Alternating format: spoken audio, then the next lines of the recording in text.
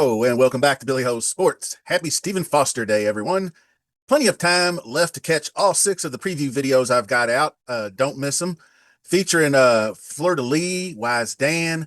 I have a final analysis on the Stephen Foster with a little betting strategy. I also have a late pick 5 video. Tons of stuff for all your needs there. I figured I'd go ahead and cap off the meet since tomorrow, Sunday's racing at Churchill Downs, is no slouch either, and it is the last day of the meet. Let's celebrate it. We'll cover races 6 through 11, which does include the Derby City 6, and obviously we'll do throw in the late pick 5 hammer time. Now, I don't know if it'll happen or not, but today for the pick 6 for Stephen Foster, if you play opt in on Twin Spires, there is a $3 million bonus for a single win ticket. So if it doesn't go out today and it carries over, they're likely to do some kind of big jackpot today. So let's see if we can't get in on that. Now, race number 6 is the Bashford Manor. We're going to jump over to some past performances and take a look. Race number 6 is the Bashford Manor, and that is going to be for 2-year-olds. And there's a couple of 2-year-old races in here, and that is one thing I am not quite as good at handicapping for obvious reasons, because sometimes we just don't know enough about these young horses. They're more unpredictable. They're hard to train. They're just kind of trying to get their feet wet now. Most of them have maybe just one start in this race, but we're going to go ahead and I believe we're going, 6 furlongs in this. We start with number 1, Spice Runner. That's trained by Steve Asmussen. This one I do like, sired by Gun Runner, 19% post winning, the top jock at the track, adding blinkers. I really like blinkers going on a young horse, especially coming out of the 1 post, because it keeps them focused and they can be faster. And this one does appear like he wants to go out to the lead for Asmussen and Ortiz. So definitely one of the top ones. Long Strider is one. A lot of these won their first out races. And I know like Gennaro Garcia, all-time leading trainer at Horseshoe, brings this one down and pops first out at 5 furlongs. They're mostly 4.5, 5 furlong races. Union Rags. It's a pretty solid horse. I mean, you could do worse. But the speed figures on these, the par is way up there, obviously, as you can see, but you're not going to get that kind of speed. But we do have some that are well into the 80s on the speed figures. So a flat 70 is not going to get it done. But like if we go to number 4, Romeo, I forgot to mention Duke of Suggins. That's Albert Stahl, James Graham. You can see he's got a 77 for 92K. I also when I look at 2-year-olds, I always look at how good the connections are, jockey trainer combos. I also look at how much they either bred for or paid for at auction. So, like this one was bought at auction for 47,000. They paid 10,000 to breed with Union Rags, things of that nature. But like Gun Runner, they paid $250,000 to breed with Gun Runner. So that's a classy horse right there. Duke of Tom's Detat, no thanks. So I'm passing on that. And Honor AP is pretty good. But you can see this one's might take a little more money. I'm not really sure. John Robb's pretty good with the 2-year-old. Xavier Perez, a little iffy on the jockeys. He's kind of a young kid still making his way, but he's pretty solid. Just not, up to par with your Luis Saez's and the greats. But this one won first out by 10 lengths and was just all over the place, floating in and out, very eager. So got it done there, and then they instantly threw it into the Tremont, and it ran pretty good. Got thrown outside a little bit, but still finished 3rd, but was beaten by a Philly Mythical. So I'm not really sure, but you got 88 and 86 speed figures. So I'm going to try to fade this one, just considering that it might take a lot of money. So Comport is the next horse. This one I will have interest in, and that one's Luis Saez aboard. 5.5 furlongs, popped the cherry, going 120 maiden, and was outdueled the 2-5 heavy favorite, the Brad Cox horse from St. Elias Stables by the name of Cannoneer. And then the rival Password was a very, very distant second, because after Cannoneer was put away, he just kind of quit. And then that allowed Password to get the place. Saul Elliott is a Doug O'Neill shipper. Antonio Frizu comes over. I like that. Nice big 86 speed figure. You're going to get a little bit more robust speed figures out west than you would at Churchill, just because the tracks are sandier, drier, and faster most of the time. Heavily bet in debut. Saul Elliott's one you got to look at. Then you have the number 7 horse, Password, finished 2nd, but that's still not that bad for a first career race. But I'm going to wait and see on this. Uncle Mo, son, and Flavian Pratt aboard does help, but 28% trainer in 2nd career race. Lots of good things to say about Password, but I think what we're going to do is I'm going to go after number 1 Spice Runner with Jose aboard. I just like the blinkers on the inside post there.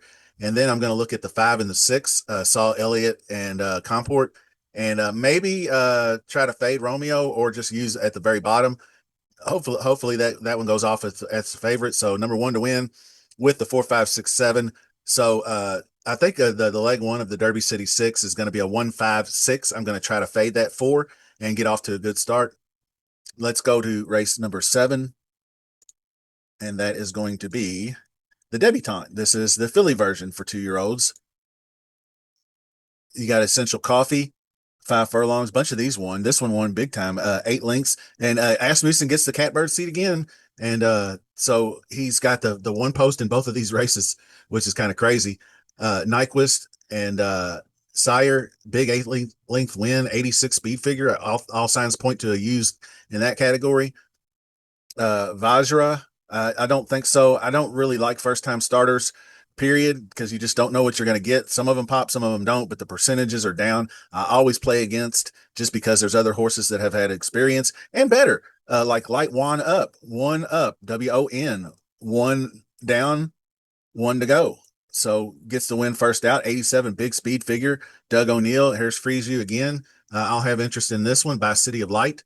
And then number 4 is, I think this is going to be my top choice, Mark Cassie. I just love Mark Cassie with the debutantes, or with the younger ones too. This one's America the Great, sired by Curlin. Ran second in the debut, but really got off to a really poor, slow start, but really strong finish to get second. I like that. I think you learn a little bit, and then Jose will ride again, and he'll have a better idea on how to play this one. So number 4 is in there. Jabos is a pass. Mine Strike's a pass. Percy's Bar is one to look at. Got a 4-length win, 80 speed figure. Ben Colebrook, Luan Mikado, the Axeman. And then Color coming in. Actually beat America the Great in that race. I thought also off slow, but ridden out. So why wouldn't you take Color coming in over the other one? Well, it's kind of like this. Color coming in, 100K. I want to say that there was one that was purchased for quite a significant amount of money. $1.2 million at auction, sired by Curlin. They already paid 2.25 K to breed the horse with Curlin, and then somebody thought enough of it at auction to pay $1.2 million. So that's kind of, sometimes those are my keys that I think if they saw it, if they saw something in the racehorse, then I see something too. So I'm taking the 4 over the 8 in that race, but it is going to be pretty close between those two. So I'm going with the 4, and then I would use the 1 and the 3, the 7 and the 8 underneath, just in a sort of trifecta bet or something like that. Like you can trifecta key the 4 with the 1, 3, 7, 8. And I'll probably spread pretty good. I'll let you know when we get down to the bottom. I'll spread a little bit in this one, probably 4 deep. So race number 8 is going to be the Hanshin. Let's switch over to that one. This one is difficult, but it is the most probably the most anticipated race on the card. I would say you got to start with number 1 Banishing, who just went on an absolute tear after he finally figured out. If you go back and look at his results before this October 18th win at Keeneland, wasn't very good. Just a lot of middling results, bouncing around, just didn't have a clue. And then something clicked in this 62 claimer here, and then all of a sudden it was just on an absolute tear.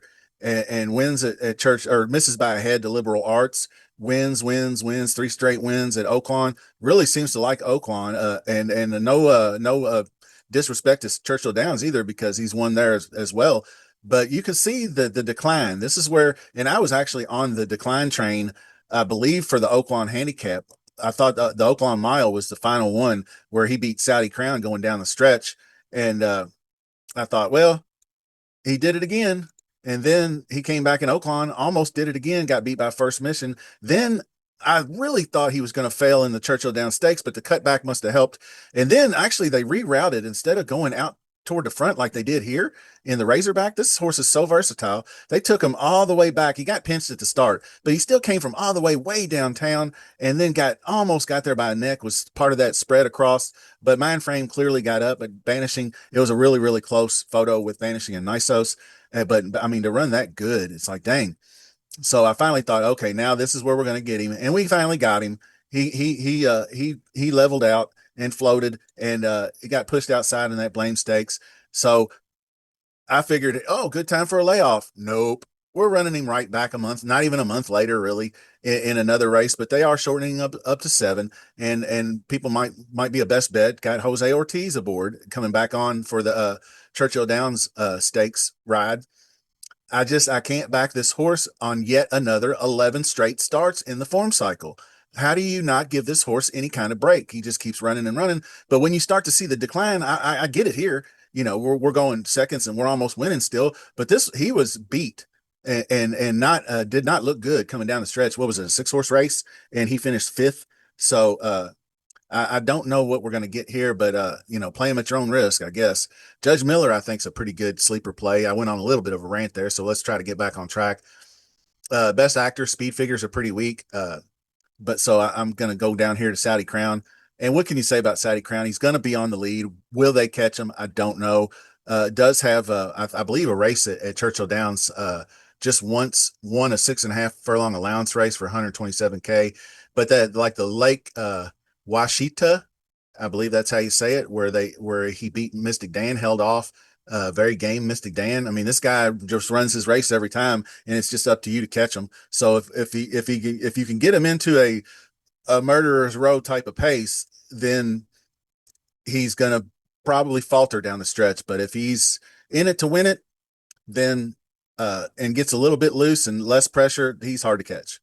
This is my sleeper right here. Luis Saez, Brian Lynch hook up Tumbarumba. This horse is a try hard. You can see, look, nose, second. Then the Breeders' Cup Dirt Mile. That was a pretty good 4th place. Put some respect on that Breeders' Cup Dirt Mile. That Full Serrano post-time domestic product outfinished him, but he was second down the stretch in that, and he was bumped and passed at that point. But then came right back and nearly won off just a small layoff. The Harlan's Holiday finished second to Rocket Can. No fault in that. And then third in the Hooper. I'm not really sure what happened at Aqueduct there, but maybe just didn't take to the mud. Not too good. But the 100K race here ran a really good race, a winning type performance. Just didn't get there. Will take it. Got him. Dragoon Guard came in second, and he pressed real hard and had the lead at the top of the stretch. But it was weaker than this field, but it wasn't a weak field. So I'm going to hope third off the layoff that Tumbarumba has the best run in her, or in him, I should say. 5-year-old gelding, Oscar Performance. So we'll see what happens. I was real close on looking at Extra Año, but there's just the wins are few and far between, but none of them are really against really great company. When he goes up against great company, he doesn't fare very well. I mean, Cagliostro beat him, Tumbarumba beat him, so we'll pass there. Will Take It is a sleeper. I think they may be getting a little disrespected. I mean, nothing but firsts and seconds in these last several races, running really good speed figures, improving every time. Took a bit of a dip going a mile, but at Churchill, but not a bad effort. And then Cagliostro, a horse I kind of followed, but I just don't think he's as good as the rest of these. Did win this race last year, defending Hanshin champion. So if you want to play a single or a key horse, I can't fault you for Saudi Crown. But then you have the 1, 2, 5, and 7 underneath. I'm going to do something as far as Tumbarumba with a value play. I think number 7 is a bit of a value play as well. So the 5 and the 7 are 2 upset candidates for Saudi Crown. I'm fading the one horse in this race, Banishing. I would include just underneath, just in case, and box them in there, things of that nature, just in case, even if his C effort, like something along the lines of the Blame stakes could actually make him closer at this distance. So we'll have to see, but I'm not picking Banishing to win. So let's move on. Let's move on to the next race, which is the Anchorage race number 9. And this one's going 1 1/8 on the turf. Now we got some good ones. This is going to be a real quick summation, I should say. Number 2, Sparkle Blue, pretty decent. Third or second in the Modesty. Number 3, Duvet Day, I think's got some good skills and gets the new jockey in Flavian Pratt. So that one's interesting for Michael McCarthy. Then you have Generous Lover, who I don't looks to improve, moving back to the grass. So I don't know if that, Joe Sharp, turf to dirt, 22%, third off the layoff, 20%. So Jose Ortiz aboard. Kind of a dangerous horse, 10-1 morning line. So I'm not sure about getting loose on the lead. They just have not been wire to wire going on turf any kind of distance. So I'll pass on that. Long Ago is going to be another pass. Billy Morey and Ben Curtis. Some of these I just don't like the connections. Everland, Foster, Mikado, no thanks.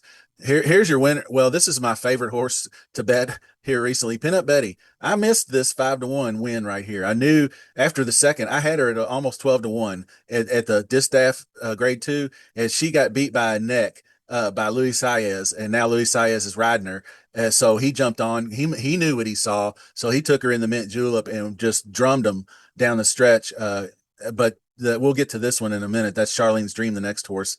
But still cleared her by a length and a half. So Pinup Betty is looking tough and dropping in class. Hot jockey. This is my single in both the Pick 5 and the Derby City 6. I do like Charlene's Dream underneath. I would play some sort of key box with number 7 Pinup Betty for the win. Maybe the 7 and the 8 box, something like that.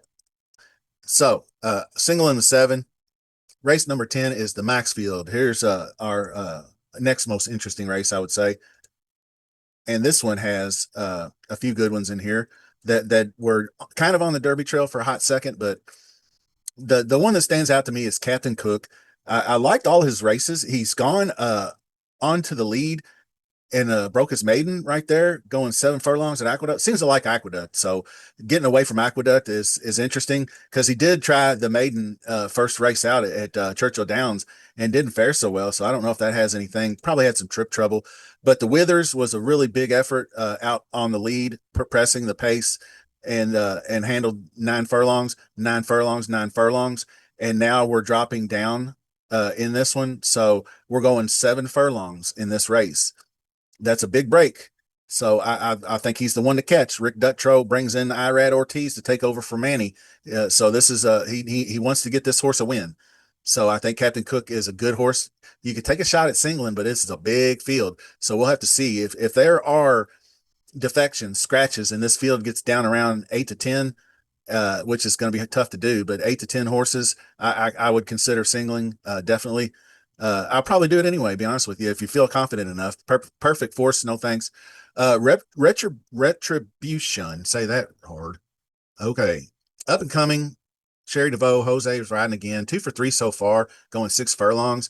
Comparative Speed Figs ran really big in the Chick Lang, getting the win there. So a horse you'll have to deal with. Smoking Wicked's another decent one, was run off the sloppy track in the Pat Day Mile, probably in over his head a little bit, but has some pretty decent results, got some state bred victories, probably just not going to get there for me. Speed King. This one is an interesting one. On paper, you would think, oh, after we saw all these down here at Remington and Oaklawn, he's just going to blow them out. It's going to be blowout city, right? I don't believe so. I think that Churchill Downs is a little bit more honest surface. I think that from February through March, this time period at Oaklawn Park, that track was running lightning fast. You don't run 45s and 110s plus 28 plus 20 in a 9 furlong race, and that's just when you see Suicidal Duel, you know that it was going down like that, right? So he caved after the second call. So I'm not going to play Speed King. I'm not going to play Flood Zone either, because I thought that, I thought the Gotham was a little bit overrated. Sand Devil, Garamond, and then goes out to Dubai. I don't play horses coming back off Dubai or Middle East trips, their next race out. So the same thing goes for Hit Show tonight. I'm not playing Flood Zone. Max got excited. This one, Verifier, is the last one. And well, Kel's Angel's okay, but Verifier, this horse for real? Back to back first place, 6 lengths plus, going 6 furlongs, 2 different tracks. Brad Cox, Flavian Pratt, the horse he beat next out won. You can see that. And then this horse, just by Authentic, looks really, really good on paper. I mean, Resolute Racing. So you can include this if you want to. I can't go wrong there. But basically, I'm going number 2, Captain Cook. He's the most consistent win key horse. Then I would go with the 5, 7, 10. So I think I'm just going to go ahead and single the 2 to make the ticket cheaper. I might use the 10 if there's some scratches in other races, and you can obviously throw that 2 in as well in your own tickets. But I would definitely use the 10 in the exotic wagers, or you could bet a 210 exacta, things of that nature. But I really like the 2 Captain Cook to win the race. So let's jump over to the nightcap. the final race on the spring meet of Churchill Downs. Been a really pleasure bringing you content from Churchill Downs, my home track. So thanks for listening, especially if you're still hanging with me to this point. Subscribe to the channel, smash that like button, share on social media.